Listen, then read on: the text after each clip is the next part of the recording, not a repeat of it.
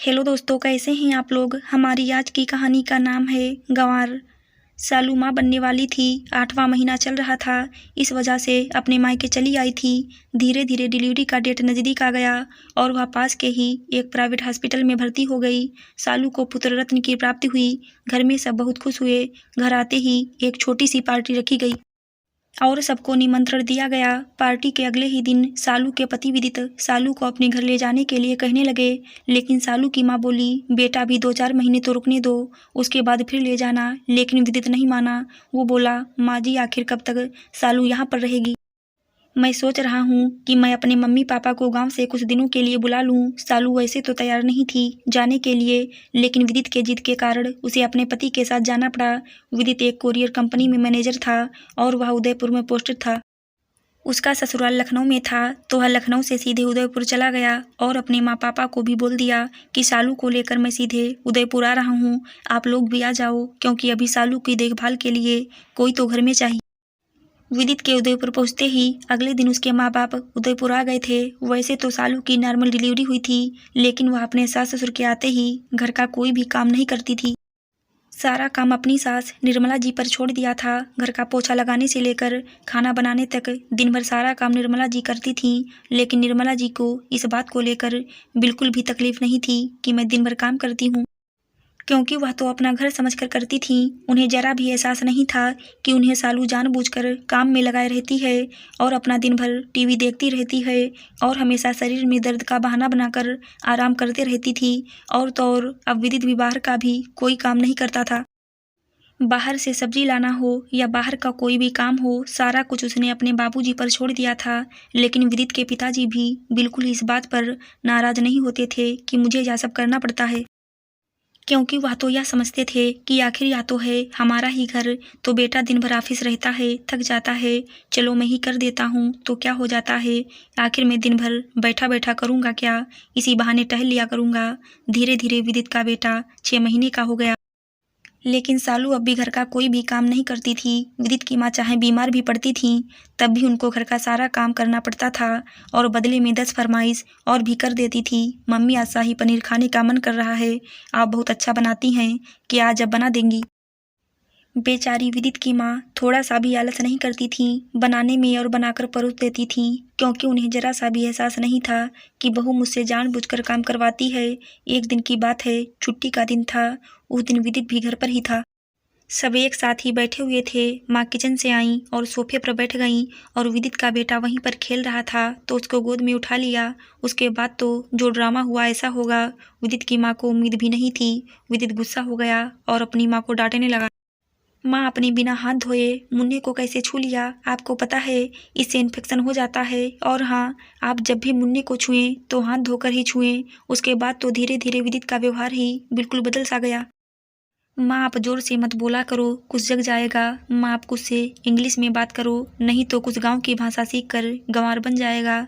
जब भी आप मुन्ने को गोद में उठाया करो, सैनिटाइजर से हाथ साफ कर लिया करो।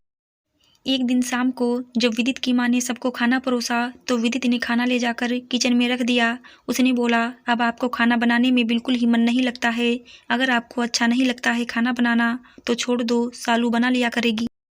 देखो तो कैसा खाना बनाया है आपने, कोई भी नहीं खा सकता है। अगर इसे जानवरों को भी दे दो वह भी नहीं खाए। बात ऐसी थी कि अब सालू और विदित अपने माँ बाप को वहाँ पर रखना नहीं चाहते थे, क्योंकि इनका काम अब खत्म हो गया था, कुछ बड़ा हो गया था। अब माँ बाप बोझ लगने लगे थे। उस दिन तो विदित की माँ को यह बात बहुत ही बुरी लगी। ऐसा लगा इस घर में सच में कोई इज्जत नहीं है, और फपक फपक के रोने लगी और रोते हुए बोली, बेटा जब भी मैं पहले दम आलू बनाती थी तो तुम ही कहते थे कि माँ क्या दम आलू बनाई हो, ऐसा लगता है कि उंगली चाट के खा जाऊँ। और आज तुम्हें बिल्कुल ही स्वाद नहीं लग रहा है। कोई बात नहीं बेटा, जब माँ बाप बूढ़े हो जाते हैं उनकी हर चीज़ अब बेटे को अच्छी नहीं लगती है। उतने पर विदित के पिताजी भी खाने पर से उठ गए और बोले, निर्मला अब हम यहाँ पर एक पल भी नहीं रहेंगे। बहुत दिनों से मैं बर्दाश्त कर रहा था, मैं सोच रहा था कोई बात नहीं, बेटा है बोल दिया तो क्या हो गया, लेकिन अब हम यहाँ एक पल भी नहीं रहेंगे। जिस घर में तुम्हारी कोई इज्जत नहीं हो उस घर में हम एक पल भी नहीं रह सकते हैं। विदित के पिताजी ने विदित को बोला, बेटा सही है, आज हम तो बिल्कुल बुरे हो ही गए हैं। तुम भूल गए जब तुम छोटे थे तो माँ तुम्हारी किचन में रहती थी और वहीं पर तुम खेलते रहते थे आलू भिंडी में, और माँ तुम्हारी खाना बनाती थी, तभी भी आज कितने स्वस्थ और मस्त हो। लेकिन आज तुम्हारी माँ तुम्हारे बच्चों को छू देती है तो तुम्हारे बच्चों को इन्फेक्शन हो जाएगा। क्या बात है, लेकिन कोई बात नहीं, अब हम यहाँ पर बिल्कुल नहीं रहेंगे। तुम्हारी माँ कोई बाई नहीं है जो तुम्हारी पत्नी की दिन भर सेवा करती रहेगी। आज यहाँ रहते हुए हमें 1 साल से भी ज़्यादा हो गए। क्या तुम्हारी पत्नी ने कभी तुम्हारी माँ का पैर भी दबाया है? कभी पूछा है अपनी पत्नी से कि तुम भी घर में हाथ बटा दिया करो, हम कोई नौकर नहीं हैं जो यहाँ पर दिन भर काम करें और उसके बदले में तुम हमें खाना देते हो। ऐसी ज़िंदगी से बेहतर है कि हम अपने घर चले जाएं। इस तरह घर में एक मेड रख ली गई। सुबह आती और जैसे तैसे घर में पोछा लगाती और बर्तन धोकर चली जाती। जब सालू खाना बनाने गई तो देखी कि बर्तन तो ठीक से साफ ही नहीं हुआ। अगले दिन जैसे ही वह मेड आई, सालू उसको डांटने लगी कि तुम्हें बिल्कुल भी तरीका नहीं है बर्तन धोने का। उस पर मेड भी सालू को डांटने लगी, मैडम आजकल 500 रुपये में कुछ नहीं आता। अगर मैं पूरे दिन आपके ही घर काम करूंगी तो मेरा पेट नहीं भर पाएगा। मुझे और भी घर जाना होता है, तो थोड़ा बहुत आप भी अपने बर्तन को साफ कर लिया करो। अब एहसास हुआ कि सास ससुर क्या होते हैं। सालू को लग रहा था कि जैसे भी थे सास ससुर अच्छे थे, कम से कम कुछ का भी ख्याल रखते थे और कितने अच्छे से रखते थे। हेलो दोस्तों, कैसे हैं आप लोग? हमारी आज की कहानी का नाम है घर। अनुभा, ओ अनुभा बहू, मेरी चाय नहीं आई अब तक। रामकिशोर जी अपने कमरे से चिल्लाए। अभी लाई बाबूजी, 2 मिनट बस। अनुभा ने रसोई से ही आवाज़ दी, तुम करती क्या हो पता नहीं, जो एक चाय भी समय से नहीं दे सकती हो। तुम्हारी सास थी तो मुझे मेरे जागने से पहले चाय की खुशबू आ जाती थी। चाय का गिलास लेते हुए रामकिशोर जी बोले। अनुभा ने नज़रें नीची कर ली। अब वो कैसे कहती कि मुझे बच्चों, पति और आपको सबको देखना पड़ता है। बच्चे स्कूल जाते और पति ऑफिस, तो उनको लेट ना हो ये ख्याल रखना पड़ता है। कहती भी तो व्यर्थ का बवाल ही होता। रामकिशोर जी एक दबंग किस्म की शख्सियत, जिन्हें अपने आगे कोई दिखाई नहीं देता। जब तक पत्नी जीवित थी उसे एक पल चैन न लेने दिया। अब बहू के साथ भी वही सब कुछ उन्हें समय से चाहिए। जरा 1 मिनट भी इधर से उधर हुआ तो बस समझो सबकी सामत आ जाती थी। पत्नी पर हाथ उठाने से भी नहीं चूकते थे वो। बेटा पंकज बचपन से ही उनसे डरता था। आज एक मल्टीनेशनल कंपनी में नौकरी करता है, कितने लोग उसके नीचे काम करते हैं, पर घर में आज भी वो पापा की तेज आवाज़ से खौफ खाता है। जब पंकज ही उन्हें कुछ बोलने की हिम्मत नहीं रखता था तो अनुभा बेचारी क्या कहती। यहाँ तक कि अब तो रामकिशोर जी के पोता पोती भी उनसे खौफ खाने लगे थे, जिससे उन्हें लगता घर में उनका सिक्का आज भी चलता है। ये नाश्ता बनाया है तुमने, कौन खाएगा ऐसा नाश्ता? नाश्ते की मेज पर रामकिशोर जी फिर चिल्लाए। बाबूजी, आपने ही रात को कहा था मुझे हल्का नाश्ता दिया करो, खाली बैठे हजम नहीं होता। अनुभा सहमती हुई बोली, था तो हल्के से मतलब ये थोड़ी तुम सूखा पोहा रख दो सामने। इतने साल हो गए इस घर में आए, अभी तक कोई काम ठीक से नहीं सीखी हो। मत भूलो ये घर मेरा है, जब चाहे तुम सबको घर से बाहर खड़ा कर सकता हूँ। चिल्लाते हुए रामकिशोर जी बोले और नाश्ते की प्लेट फेंक दी। अनुभा की आंख से आंसू निकल आए। उसने पंकज की तरफ देखा पर उसने लाचारी से गर्दन झुका ली। रोज रोज अपमान के घूंट पीना अनुभा के लिए असहनीय हो गया था।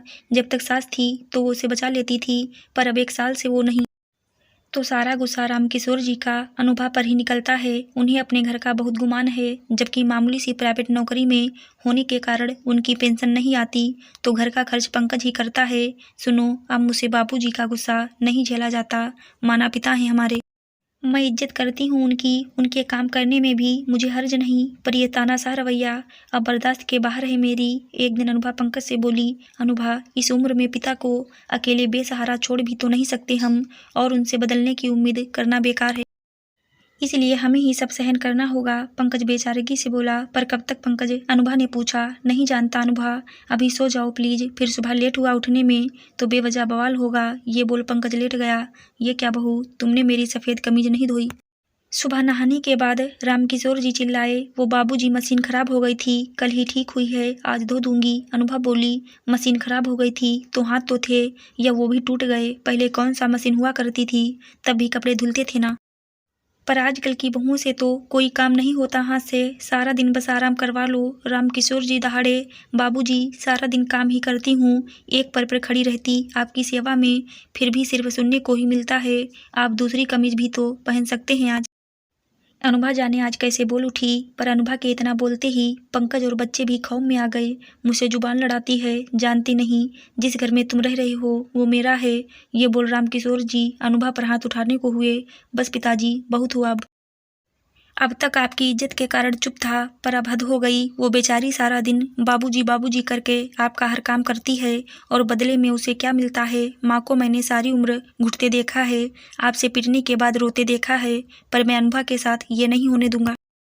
पंकज बाप का हाथ पकड़ते हुए बोला, तेरी ये मजाल, मेरे सहारे जीने वाले मुझे ही आंख दिखा रहे हैं आज। निकल जाओ सब मेरे घर से, मुझे किसी की जरूरत नहीं, यहाँ निकलो। रामकिशोर जी पंकज को धक्के देते हुए बोले, पिताजी अब हम यहाँ रहना भी नहीं चाहते। घर तो मैंने भी बहुत पहले खरीद लिया था, बस आपके कारण जाना नहीं चाहते थे कि बुढ़ापे में आप बिना अपनों के सहारे कैसे रहोगे। पर अब आपके लिए एक नौकर का इंतजाम कर दूंगा मैं, जो आपके सारे काम कर देगा। आप रहिए अपने इस घर में अकेले। और हाँ, बहू को आपने इंसान नहीं समझा, नौकर को समझ लेना, वरना वो इतना सहन नहीं करेगा। ये बोल पंकज पत्नी और बच्चों को ले सामान बांधने चल दिया अपना। आशा करती हूँ दोस्तों आपको हमारी कहानी ज़रूर अच्छी लगी होगी। धन्यवाद।